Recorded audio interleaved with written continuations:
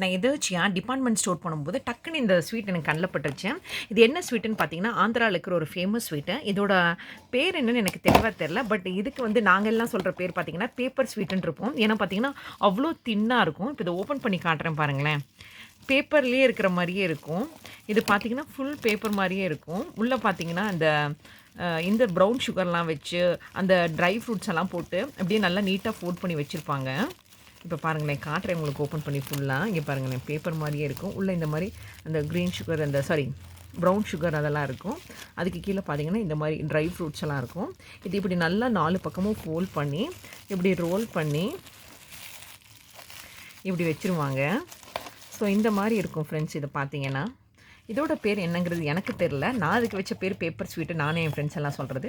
இதோட பேர் தெரிஞ்சுச்சுன்னா, நீங்க ஆந்திரா பீப்பிளா இருந்தா கண்டிப்பா தெரிஞ்சிருப்பீங்க. ஆந்திரா பீப்பிளா தான் இருக்கணும்னு அவசியம் இல்ல. கண்டிப்பா இதோட பேர் என்னங்கிறது மறக்காம இத பார்த்துருந்தீங்கன்னா கமெண்ட் செக்ஷன்ல சொல்லுங்க. நான் இனிமேல் பேப்பர் ஸ்வீட்ன்னு சொல்லாம, அதுக்கான கரெக்ட்டான பேர சொல்லி நானும் தெரிஞ்சுக்கிறேன்.